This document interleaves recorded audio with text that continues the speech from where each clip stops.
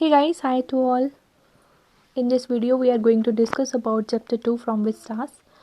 The question number 1 here is, who is the Tiger King? Why does he get that name? So the answer of this question is, Jilani Jangjang Bahadur, the king of Pratibandhapuram, is known as the Tiger King. At the time of his birth, the astrologers declared that the prince would have to die one day. The 10-day-old prince asked the astrologers to reveal the manner of his death. The wise men were baffled at this miracle. The chief astrologer said that his death would come from the tiger. The young prince growled and uttered terrifying words, "Let tigers beware." He decided to kill 100 tigers. He thus got the name Tiger King. So in this question, we were asked, Tiger King कौन है, उसका ये नाम कैसे बना? तो पूरा नाम जो है वो जिलानी जंगजंग बहादुर, वो किंग थे प्रतिबंधपुरम के, और उसका जो बर्थ हुआ था तो एस्ट्रोलॉजर्स जो है उन्होंने डिक्लेयर किया था कि प्रिंस जो है उसको एक दिन मरना पड़ेगा. तो 10 डे ओल्ड थे वो उस टाइम, और तब उन्होंने ये पूछा था कि ये बताओ कि डेथ होगी कैसे. तो जो वाइस मैन थे, जो एस्ट्रोलॉजर थे, वो वेफल्ड हो गए कि 10 दिन का बच्चा जो है ही इज़ स्पीकिंग. तो it was quite a miracle for them. तो चीफ एस्ट्रोलॉजर्स जो थे उन्होंने ये बोला था कि आपकी डेथ जो है वो एक टाइगर से होगी. इसलिए यंग प्रिंस जो थे उसको गुस्सा आ गया और उसने टेरिफाइड वर्ड्स बोल ले कि टाइगर्स जो हैं वो अवेयर होके रहें, और इसने डिसाइड किया कि वो सारे के सारे टाइगर्स जो हैं उनको ख़त्म कर देंगे, मतलब 100 टाइगर्स वो ख़त्म करेंगे. इसी वजह से उनका नाम जो है वो टाइगर किंग पड़ गया. पेज नंबर 10 पे क्वेश्चन है, what did the royal infant grow up to be? The royal infant grew up to be the king of Pratibandhapuram, who was obsessed with the idea of killing 100 tigers. He wanted to do so to disprove the prophecy which said that his death would come from the 100th tiger. This made him kill all the tigers of Pratibandhapuram. He even married for the sake of his ambition. He came to known as the Tiger King. तो royal infant जो है उसका grown up जो है वो किस तरह से हुआ? तो रॉयल इन्फेंट जो है उसका जो ग्रोइंग अप था, मतलब बड़े होके उसने प्रतिबंधपुरम का किंग बनना था. जो ऑब्सेस्ड था इस आइडिया से, उसके सर पे एक जुनून था कि उसने 100 टाइगर्स को मारना है. एक्चुअली वो डिसअप्रूव करना चाहते थे कि जो प्रोफेसी है, उन्होंने जो कहा है, एस्ट्रोलॉजर्स ने जो बात बोली है, प्रिडिक्शन की है, उसको वो गलत प्रूव करना चाहते थे 100 टाइगर्स को मार के. और इसी की वजह से उसने प्रतिबंधपुरम के जितने भी टाइगर्स थे उनको ख़त्म कर दिया. इवन उन्होंने शादी भी इसी वजह से की कि जिस एरिया में, जिस कंट्री में ज़्यादा टाइगर होंगे वो उस जगह में शादी करेंगे ताकि वो अपने नंबर्स को बढ़ा सकें जो टाइगर के किलिंग में थे. He came to known as tiger king, और उनको इसी तरीके से टाइगर किंग जाना जाता था. Page number 13 question number 1, what will the Maharaja do to find the required number of tigers to kill? इसका आंसर है, to get the required number of tigers to kill, the Maharaja asked his Diwan to find a suitable girl for him to marry. A suitable girl for matrimonial alliance would be one who would not only come from a royal family but also belong to a state with a large tiger population. As Pratibandhapuram had no more tigers left, a province that belonged to his father-in-law would certainly provide him with an opportunity to kill more tigers and reach his aim of killing 100 tigers.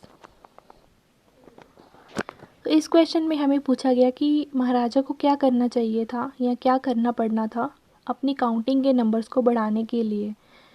तो required number जो tiger को मारने के लिए जो उनको चाहिए था वो थे 100. तो इसीलिए महाराजा ने अपने दीवान से ये पूछा कि आप एक सूटेबल गर्ल जो है वो शादी के लिए ढूंढिए ताकि वो उस एरिया में जाके या उस रॉयल फैमिली में जाके ऐसी स्टेट में यहाँ पे ज़्यादा टाइगर की पॉपुलेशन हो, वहाँ की लड़की जो है वो चूज़ करें ताकि प्रतिबंधपुरम में जैसे टाइगर्स जो हैं वो ख़त्म हो चुके हैं, तो ऐसी हमें एक जगह चाहिए या ऐसी कोई प्रोविंस चाहिए जहाँ पे जाके उनको एक मौका मिल सके ताकि वो हंटिंग कर सके, किलिंग कर सके टाइगर्स की, ताकि वो 100 नंबर तक पहुंच सके।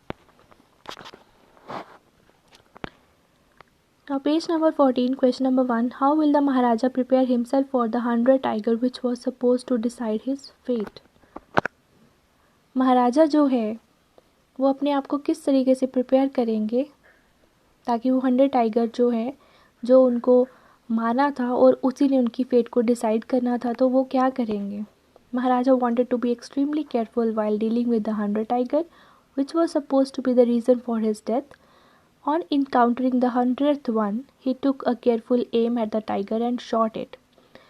When it fell in a crumpled heap, he was overcome with joy and left the place hastily. तो महाराजा जब 100 टाइगर के निशाने पे थे या फिर 100 टाइगर को निशाने पे रखे हुए थे, तो वो बहुत ज़्यादा एक्सट्रीमली केयरफुल थे, कॉशियस थे, और वो सपोज कर रहे थे कि वो अपनी डेथ के रीज़न को ख़त्म कर रहे हैं। एक्चुअली जब उन्होंने 100th टाइगर को इनकाउंटर किया तो वो केयरफुली एम लेते हैं उसके ऊपर, उसके बाद जब वो शॉट करते हैं तो वो टाइगर जो है वो इतना ज़्यादा बूढ़ा होता है कि वो वैसे ही जो गन का शॉट है उसी की आवाज़ से ही वो फेंट हो जाता है, और महाराजा इसी वजह से खुश हो जाते हैं कि वो गिर गया, और वो जल्दी से वो जगह छोड़ के चले जाते हैं, जबकि वो टाइगर जो है वो मरा ही नहीं होता। Page number 15, question number 1. What will now happen to the astrologer? Do you think the prophecy was indisputably disapproved? तो अभी हमने ये बताना है कि इस क्वेश्चन में ये पूछा है कि क्या हो गया एस्ट्रोलॉजर्स को, मतलब क्या जो इनडिस्प्यूटेबली डिसअप्रूव्ड हुआ, क्या जो उन्होंने कुछ बोला था। तो यहाँ पे एस्ट्रोलॉजर्स जो हैं वो before the king of Pratibandhapuram gets an opportunity to kill the 100 tiger, उससे पहले वो मर जाएंगे।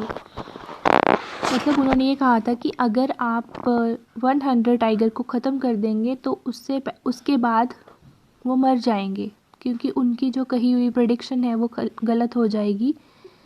तो ये प्रोफेसी जब डिसअप्रूव होने लगी तो ये सोल रीज़न था किंग की एग्जिस्टेंस का। तो उसके बाद except for killing 100 tiger everything else take a back seat for the tiger. जब तक वो टाइगर्स को नहीं मार देते तब तक वो बाकी सब कुछ भुला देंगे। The prophecy can not be indisputably disapproved as the king was ultimately. तो अगर बात की जाए कि प्रोफेसी जो है वो डिसअप्रूव नहीं हुई थी, क्योंकि अल्टीमेटली जो किंग है उसकी डेथ जो है वो रियल ना होते हुए एक टॉय टाइगर से हो जाती है। तो जो 100 टाइगर होता है वो वीक था, ओल्ड था, ऑलमोस्ट लाइफलेस था। जैसे ही गन शॉट हुआ वैसे ही वो बुलेट से ही फेंट हो गया। उसका जो विजिंग था, जो उसकी साउंड थी, उसी के साथ ही वो फेंट हो गया। So it was a little wooden tiger, tiny little wooden tiger, जो टॉय शॉप से ख़रीदा हुआ था, जो किंग ने अपने बेटे को गिफ्ट करने के लिए लाया था, वही उसकी डेथ का रीज़न बन गया। Now reading with insight at page number 17, question number 1 is the story is a satire on the conceit of those in power. How does the author employ the literary devices of dramatic irony in the story? So here the answer of this question is the story The Tiger King is the supreme example of dramatic irony. The character act in a way grossly inappropriate to the actual circumstances or expects the opposite of what fate hold in store for him.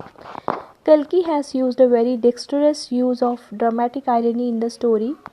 After killing the first tiger, the king flaunt its dead body before astrologer to show that he is in more power than the tigers.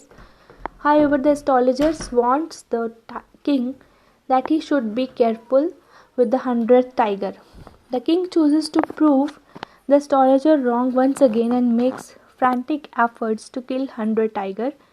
Thus, having shot at the old tiger, the Tiger King believes he has killed the 100 tiger also, but the reader as well as the king's officers and minions soon came to know that he emaciated tiger does not get killed but only faints.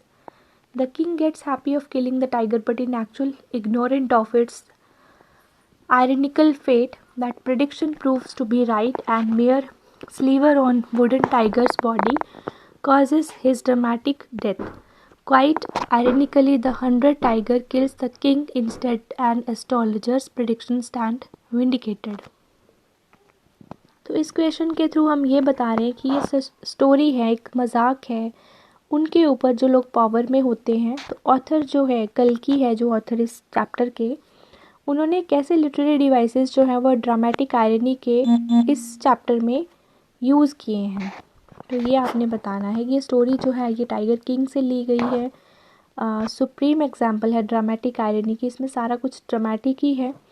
Characters जो हैं इसके बीच में उन्होंने भी बड़ा इन appropriate वे में actual circumstances में, expectations के साथ में, फेट के साथ में, लाइक मजाक ही है कि जो भगवान ने ऑलरेडी डिसाइड किया है हम सब के लिए वो होके ही रहना है.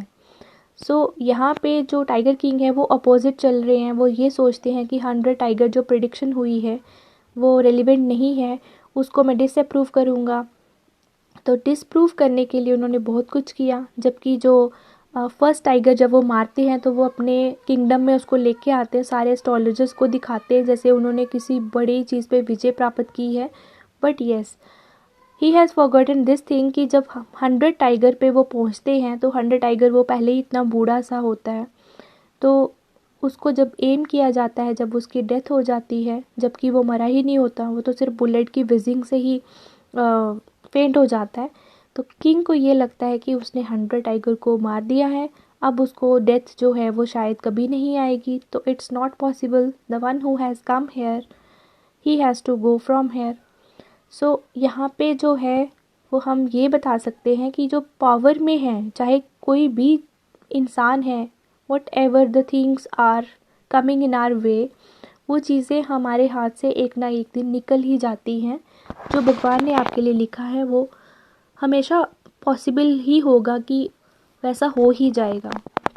सो यहाँ पे कल्कि जी ने काफ़ी ड्रामेटिक जो थिंग्स है वो यूज़ की हैं ताकि टाइगर किंग जो है वो उन चीज़ों के ऊपर ओवरकम कर सके और उनको ये चीज़ जो है वो एक्सेप्ट कर सके कि डेथ जो है वो पॉसिबल नहीं है. तो it's quite ironically the 100 tiger kills the king instead and astrologers prediction stand vindicated. तो यहाँ पे जो लास्ट का टाइगर है वो एक छोटा सा टाइगर है जिसके स्लीवर्स जो हैं, लकड़ी के स्लीवर्स, मतलब उनके जो कील हैं वो निकले हुए हैं और छोटी सी लाइक जैसे प्लाईवुड होती है या प्लाईबोर्ड होता है उसके छोटे छोटे कन, लाइक वुडन जो है वो उठी होगी तो वही उसके हाथ में इन्फेक्शन हो जाता है. हाथ में इन्फेक्शन होने की वजह से पस हो जाती है और उसी की वजह से उसकी डेथ हो जाती है. इवन कि बड़े अच्छे डॉक्टर्स जो हैं वो डिफरेंट कॉर्नर ऑफ इंडिया से मंगवाए जाते हैं, बट स्टिल लास्ट में बोलते हैं कि operation is successful but the king is no more. Question number 2 is what is the author's indirect comment on subjecting innocent animal to the willfulness of human beings. तो यहाँ पे हम बात कर रहे हैं through this satirical story the author has rightly portrayed how human beings have subjected innocent animals to untold torture and death merely to fulfill their own whims and fancies. The Maharaja's indiscriminate killing of tiger led to their extinction in some states, but the Maharaja was oblivious to the grave consequences his action was leading to. In order to prove an astrologer wrong, the Maharaja went on killing spree, proving his dominance over the helpless animals. It's not helpless, it's helpless. So इस satirical story की वजह से हम लोगों को ये पता चलता है कि ह्यूमन बींग्स जो हैं वो अपना डोमिनेंस दिखाते हैं इन इनोसेंट जानवरों के ऊपर, ताकि यहाँ पे सिर्फ इतना ही हुआ है कि महाराजा को प्रेडिक्शन गलत करनी थी, डिसअप्रूव करनी थी कि उसको 100 टाइगर्स मारने हैं. उसने अपनी डेथ ना हो या 100 टाइगर उसको ना मारे, उसकी वजह से उसने इतने ज़्यादा किलिंग, इतनी ज़्यादा हंटिंग की, जबकि उसको इस बात का पता था कि ऐसा करने से एक्सटेंशन हो सकती है स्टेट में, बट उन्होंने अपना काम जो है वो जारी रखा. एंड जो इसके ग्रेव कॉन्सिक्वेंसेस या जो असर पड़ रहा था हमारी इकोलॉजी के ऊपर, इन्वायरमेंट के ऊपर, उन्होंने इसके ऊपर कोई ध्यान नहीं दिया. एक्चुअली उसका ये मोटिव था कि उन्होंने सब जो प्रेडिक्शंस हुई हैं, वो जो एस्ट्रोलॉजर्स ने बात बोली है वाइज मैन के सामने, महाराजा ने सिर्फ इतना था कि महाराजा जो है वो उसको कुछ नहीं होगा, जबकि वो जो ये प्रोफेसी ने बोला है, जो चीज़ें होनी हैं उन चीज़ों को वो प्रूव रॉन्ग कर सके. How would you describe the behavior of Maharaja's minions toward him? Do you find them truly sincere toward him, or they are driven by fear when they obey him? Do we find a similarity in today's political order? So this is the question number 3. हम यहाँ पे महाराजा के जो मंत्री हैं उनके बारे में बताएंगे कि उनका बिहेवियर महाराजा के प्रति कैसा था, क्या वो ट्रूली सिंसियर थे, या फिर उनको जो डर था उसकी वजह से वो उसकी आज्ञा का पालन करते थे, या फिर आजकल के जो पॉलिटिकल ऑर्डर चल रहा है, ये पॉलिटिक्स चल रही है, उसके और उन मंत्रियों के बीच में क्या सिमिलैरिटी है. महाराजा's minion were subservient and psychophantic. साइकोफैनेटिक का मतलब होता है येस मैन टाइप पीपल. साइकोफैंट्स इनको बोला जाता है, जो हमेशा येस मैन येस सर करते रहते हैं. Most of them were scared of Maharaja and tried to keep him in good humor by obeying his order. They did not dare to disobey him, as his displeasure could mean loss of their job or even loss of their lives. The astrologer was afraid of predicting his death till Maharaja told him to speak without fear. Diwan, who should have advised the king not to killing the tiger, did not dare to go against the wisher and aided his marriage to a princess whose father's kingdom possessed a large number of tigers. Being afraid of losing his job, he presented an old tiger to satisfy the whims of Maharaja. Whims means vahm. Likewise, a hunter chose not to inform him of the survival of 100 tiger and instead killed it themselves, fearing that might lose their jobs. Even the shopkeepers who sold the king a cheap wooden tiger quoted a higher price lest he should be punished under the rules of emergency. So it is evident that king's minions were driven by fear rather than any feeling of sincerity toward their rulers. Today political order is no different. We know too well that many of the people in power are not there because of their ability, but because of their influence and power. Moreover, other panders to them for their own vested interests rather than for the good for the country. तो इस question में भी इतना ही बोला गया है कि आजकल के जो पॉलिटिकल ऑर्डर चल रहा है या पॉलिटिकल सिस्टम चल रहा है वो भी यस मैन टाइप ही है. और यहाँ जैसे महाराजा के मिनियंस थे वो इतने ज़्यादा साइकोफेंट्स थे कि वो डरते थे महाराजा के अगेंस्ट आने में या उनको कुछ और बोलने में, क्योंकि उनको लगता था कि शायद उनकी ज़िंदगी ख़त्म हो जाएगी या फिर वो अपनी जॉब से हाथ धो बैठेंगे. यही वो रीज़न था कि जब 100 टाइगर मरा भी नहीं था, बट उन्होंने खुद डिसाइड कर लिया कि राजा को ये बताएंगे कि वो टाइगर जो है वो मर चुका है. तो ये सब चीज़ें जो हैं ये हमें बताती हैं कि वो राजा से कितने ज़्यादा फेयरफुल रहते थे.